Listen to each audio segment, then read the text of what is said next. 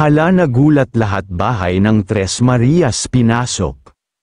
Bago tayo magsimula, huwag kalimutang i-like at i-subscribe para lagi kayong updated sa mga bagong videos natin, at syempre, huwag kalimutan suportahan ang channel ni Kalingap Rab at Kuya Val Santos Matubang, Ate Edna Vlogs at Jack Matubang, dahil sa kanila natin nakikita ang mga ganitong nakaka-inspire na moments.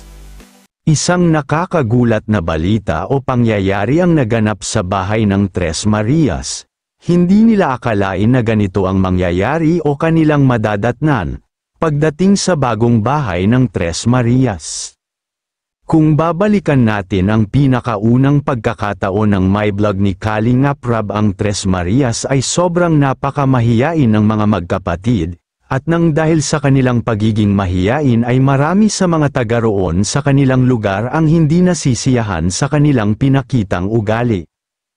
May pagkakataon din na nabubuli sila dahil din mismo sa kanilang pinapakitang hindi maganda para sa ibang tao.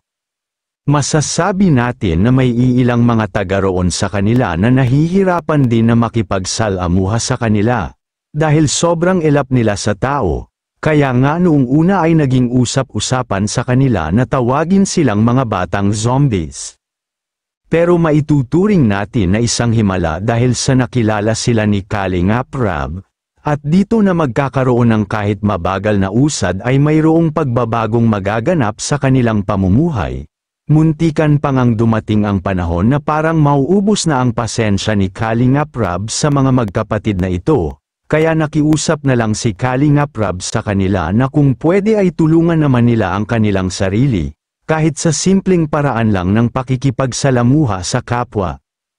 Napakabuti talaga ni Kalingap Rab at nakakataba ng puso ang kanyang mga sakripisyo na ginugol sa Tres Marias. Sobrang haba din ang pasensya ni Kalingap Rab upang makayanan niya na maging tanggap na ng Tres Marias ang pakay ni Kalingap Rab na tulungan silang mabago ang buhay.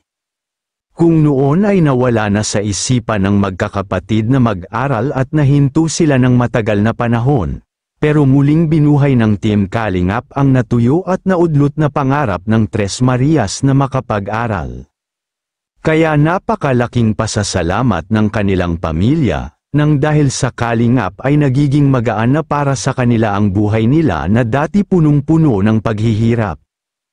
Lalo na dahil nakikitira lang sila sa lupa na kanilang sinasakahan, naging malaking problema pa ito dahil dumating na ang pagkakataon na pinapaalis na sila sa lupang kanilang tinitirahan. Kaya para talagang isang anghel si Kalingap Rab na pinadala sa lupa mula sa langit, dahil kung ano ang pinakamalaking problema ng Tres Marias, kagaya ngayon na pinapaalis na sila, ay mayroon na din kaagad silang malilipatan na bagong tirahan. Bukod pa dito ay isang magandang simula ito para sa Tres Marias dahil ito ang kanilang kailangan. Makakapag-aral na din sila na malapit lang sa paaralan at maraming kapitbahay. Isang magandang senyales ito upang mas matuto pa silang makipagsalamuha sa maraming tao. At ngayon ay excited na ang Tres Marias sa paglipat nila sa kanilang bagong bahay. Isang nakaka-proud pa na sa kabila ng maraming hindi nasisiyahan sa ugali ng Tres Marias ay mayroon mga dalubhasa ang gustong-gusto sila makita ng personal para matulungan at makapagbigay ng magandang advice para sa ikabubuti nila. Hindi na talaga mapigilan ang kasikatan ng Tres Marias dahil pati ang mga taga-TV media ay nagkaroon ng interest upang makilala sila. Narito ang mixing clip na makakapagpatunay na marami talaga ang gustong makatulong sa Tres Marias. Ano po yung ngayon na masasabi niyo po sa kanila? Actually po kasi salamat Doc din po ako sa ABS, no? Hanggang nagsara yung program na yon, nandun ako. Nakita ko po sa kanila na hindi typical mahiyain. Kaya may doktor po akong kinausap tungkol sa kaso nila na baka pwedeng magdala kami ng doktor dito para makita sila. Salamat po. Opo, kasi napansin ko lang. Mahaba lang ang pasensya nito tuwing nag-i-interview siya, di ba? So yun.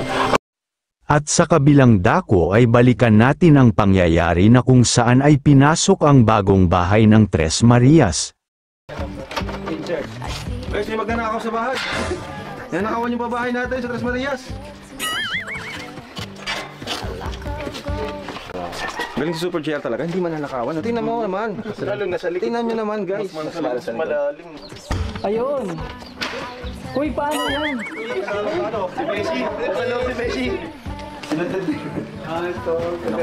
Hindi na ako magsitiwala sa Beshi.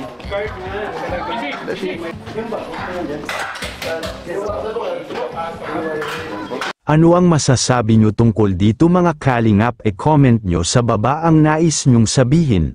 Maraming salamat and to God be the glory.